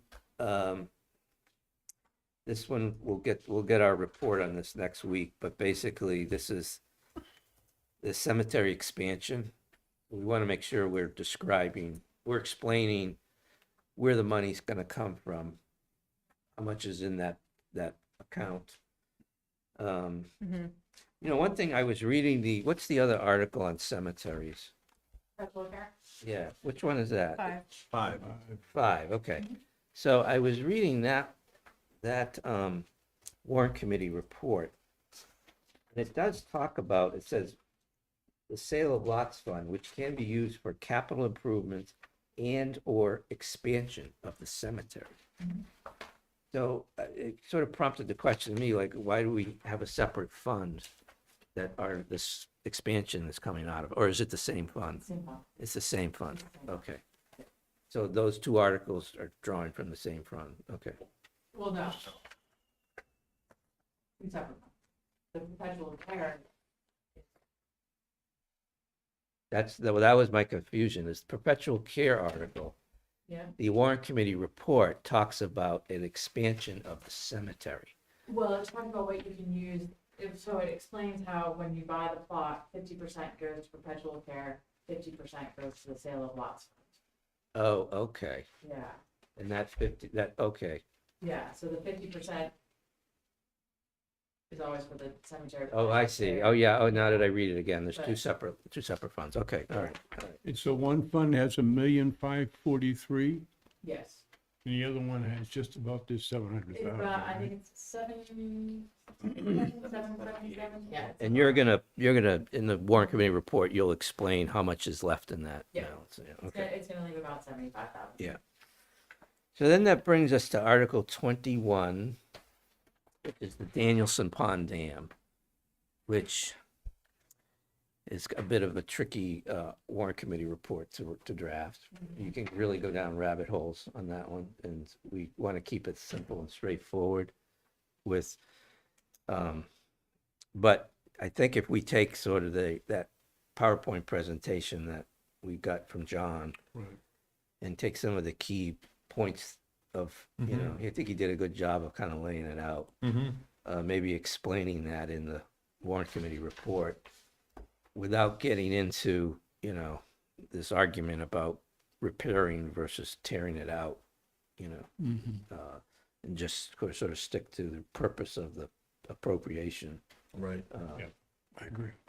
We'll see. So- Something's gotta Yeah, so we'll, keep people going. I don't know what it's gonna be. but we'll try to get that, I'll try to get that one, we'll try to get that one out ahead of the meeting so you can think about it.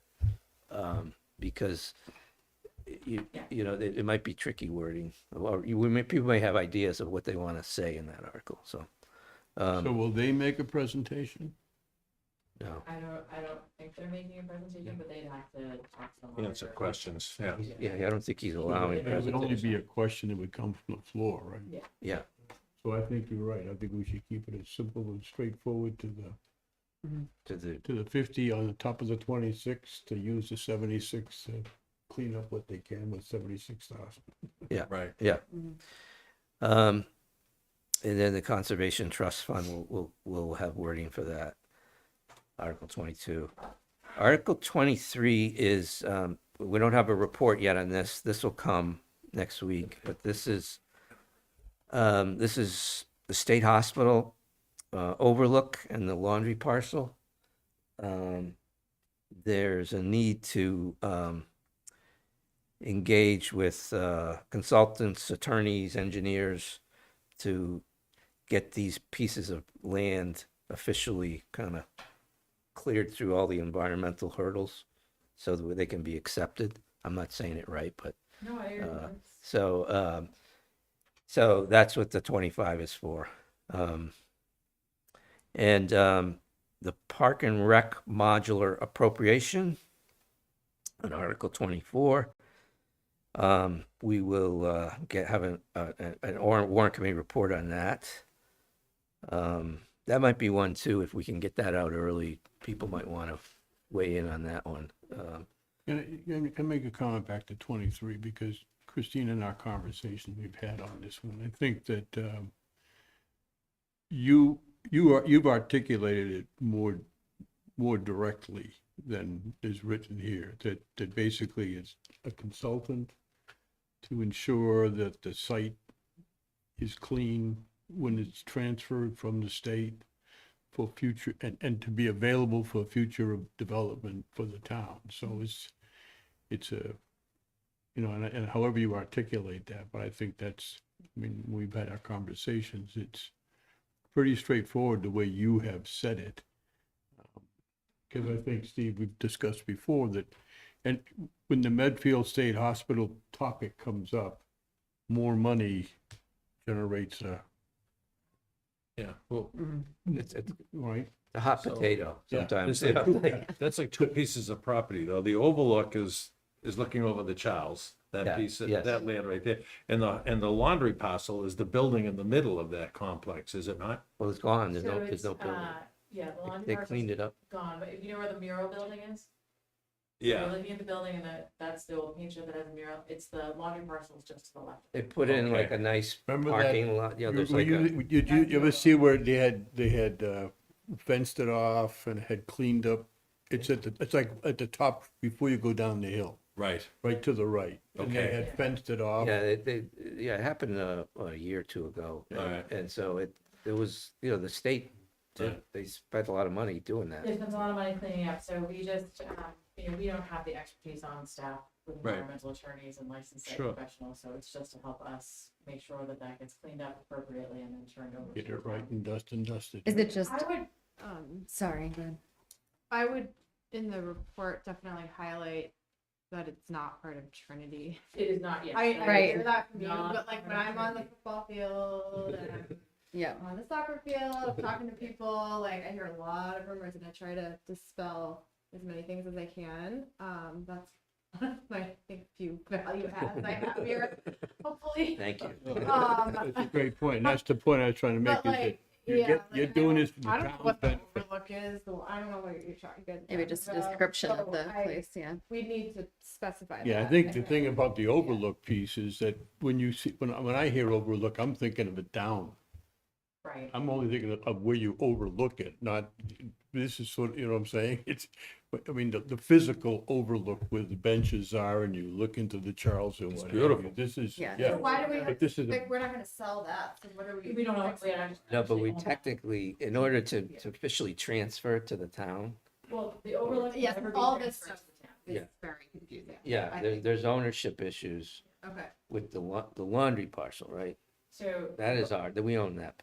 We don't own anything yet. Yeah. So the laundry parcel is part of the disposition to the town, but we said we would only take it if they could clean it to certain groundwater standards, which is what they're trying to do now. uh-huh, So we just hire the professionals to help us go through that process to make Certify. sure. You're making sure they did it. We're making sure they did it, Right, we're making sure verifying. they do it the right way Yeah. and making sure, not that I don't trust the Commonwealth, but it's nice to have our own people looking at it Yeah. and. but I think for us. you're addressing my concern, I think what your concern is too, which is, to Steve's point, when the Medfield Hospital name comes up, Everybody thinks Trinity. it goes blowing all over the place. And the way you articulate it to say, this is land that will transfer to us once we are assured that it's clean, and then we own it, Yeah, then the town will own it. and Trinity won't own it, we own it. Separate But I would and be distinct. very, I would be even very blunt in our report, to say this is this has nothing to do with Trinity. It's gonna be my first sentence. Yes. Yes. And actually, I just put a little note to myself that we can include a map to show what areas we're talking Oh, about. that'd be helpful. Yeah. The other issue, this is the overlook, which goes back to even prior to when the town bought the property. It'll never transfer the town. DECAN has to retain it in perpetuity because there's a landfill on that site. Okay. The landfill was cleaned. However, the state and the Commonwealth have responsibilities that we negotiated back between 2009 and 2012 to do certain things on that site to maintain the integrity of that landfill and the cap. And we need to make sure they're doing that. And there was a little period of time where they were not. So, So the why- landfill is under the overlook? Oh, Yeah. didn't know that. Yeah, they were very clever how they Yeah, capped it, and they yeah. so why do you have to say overlook and laundry parcel and not just call it laundry parcel? but they're Two separate parts and they're two separate owners. and the state owns the overlook. Yeah. Right, but We're going to own the laundry parcel. that's what I'm saying, but why do we even have Because to? because I still need those environmental consultants for the overlook, because we're still working, not fighting, working with the Commonwealth to hold up their end of the bargain on the landfill. Bill's fighting, you're not fighting. I'm not fighting. Bill's I'm fighting. just standing behind them. Bill's fighting for us. Well behind. Yeah, the money goes to both. The money is used for both Yeah. areas, Yeah. right? Yeah. That's why it says both. Okay. All right, so Article 26. Wait, before, can we do Article 24? I'm just wondering on a point of process, why this is a separate item, because, is it because it comes from 3 different funding sources? No, I had actually tried to work to keep this in the municipal building stabilization fund, but the Parks and Recreation Commission wanted to handle it as a separate standalone article. Why do you think they wanted to do that? Yeah, It would read seem their like if it was minds. just one of They wanna many, have a many things conversation. listed under municipal building, that it would fly through a little easier. Yeah, that's what I thought too, but we suggested that to them, but they didn't. Okay. I think they wanted to just draw attention to it in case people were not in favor of it, to have a broader conversation about it, but, yeah. No, I agree. Yeah, no, we tried the simpler route, but, You couldn't convince him, Joe? All right. okay, so on Article 26, Pete has a suggestion on this one, or the Warrant Committee report. You had some, Yeah. want to explain it? Just, we're shooting to have everything into the MSBA by, right after town meeting, assuming we get the $400,000. Hopefully, we're gonna have every other part of Module 1 ready to go, and that's awesome. I hope we're going to make that target.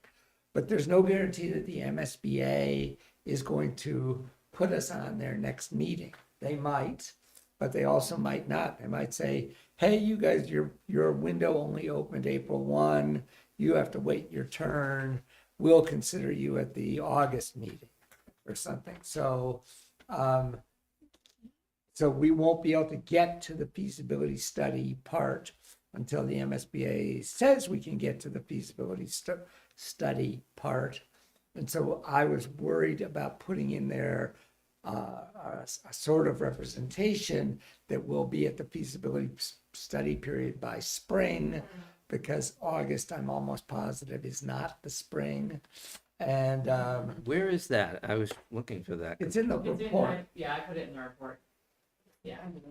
Oh, you put it I on the mean, tax mitigation article, not on the feasibility No, article. I might have goofed them up when I was trying to get them to today. Because Article 25 is the feasibility. Right, that's what I was just looking for.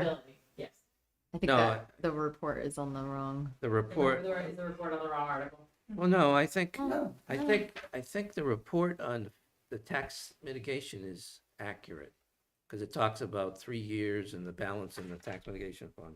So it must be in the. Where is the, I don't have my copy with the comments in it.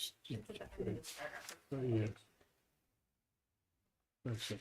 Oh, and the feasibility study for the new elementary school will be underway this spring. So Okay. It almost I'll- gets I'll further let away. So maybe, everybody- there's no need to mention it on the tax stabilization, right? Right. Just when you write the feasibility report, just put it in there, or put the correct wording in there, I guess. Okay, got it. All right. So 26 is the same as last year, basically, except we're putting in the dollar amounts of changes. 27 is prior year bills, and 28 is, there is a write-up on 28, which is the floodplain. Sorry, can I go back? On 26, should we put in the amount that's there? Should that appropriation be, It's in there, I 900,000. think it's the last paragraph, right? what's gonna appropriate 900,000? But what's the balance, I guess, after that? The last I see. paragraph Oh, I'm sorry, did I miss that? says the current balance at December 31st was 936. And it also talks about the land sale proceeds of 450. Oh, I'm sorry, I missed that. Oh, okay, sorry, it was at the, it's a weird draft. The land sale I see it, thank you. proceeds funds, it's the Hinckley, there's 450,000. Oh, sorry, okay. Yeah, that's. No, it's not the part of- basketball. No, that's, Oh, I know, I know. and the select board have committed that fund to go to the tax mitigation, but you're not allowed to put that sale up into the tax mitigation. It's identified, but not part of the fund. Okay, so then we have the floodplain district, which is Article 28, and that one is, it's at the very end of the long, Yeah, that's all. to protect people and property in high-risk flood zones by requiring special permits for construction and land changes. It follows FEMA guidelines, helping the town remain in the National Insurance Program and maintain access to flood insurance and federal disaster. Approval by the Department of Conservation and Recreation. Why was it approved by, the Department of that's the name of the department, Department of Conservation and Recreation. Okay, got it. Yeah. Okay. It closely reflects, Let the record reflect Steve disapproves of that name. And we'll talk to the governor on our next. that's the State Department. I Yeah. thought that was our department. Oh, So- not- It's the State of Massachusetts Department, okay. It closely reflects the FEMA model bylaw and replaces the outdated existing bylaw. Okay. 29 is the ADU one. Right. Do we have a report on that one? It must be done. I want. I have one from Maria. Yeah. It should be in the. I see it, yeah. It's in here. Yeah, it's in here, Oh, okay. yeah, there it is. She's gonna do a presentation, I would think, on that. Planning board is required under Mass General Law to give a report, so they'll give a report on it. I don't know if I they're doing think full that's one that presentation, Will But they'll, evoke some, I would Yeah. agree with that. I might go back to some of my notes and read this and maybe get a couple suggestions. yeah, I can send that off to her. I Yeah. think she was trying to work with the planning board on what their initial report would be. Yeah. And then the last one is free cash, I think. So we have a handful of stuff, reports that we'll get between now and next week. And then next week, everybody's going to either be here in person or participate remotely, correct? Correct. If you're not, you got to let me know Mhm. now. And I will touch base with Ashley. So we can get through all of these. I think the vote should be fairly quickly because we talked about everything, just the reports that we. Well, as I said, we've thanked Christine and Frank and Brittany a number of times, but this is the way to thank them, honestly. Get this vote done so they can get their report in. Yes. It's our way of saying thanks. Appreciative. All right, is there anything else that, the committee, you haven't had your meeting yet, right, Pete? Or did you? Tomorrow night is Tomorrow? the SBC meeting. Okay. And, is there anything else anybody else wants to cover?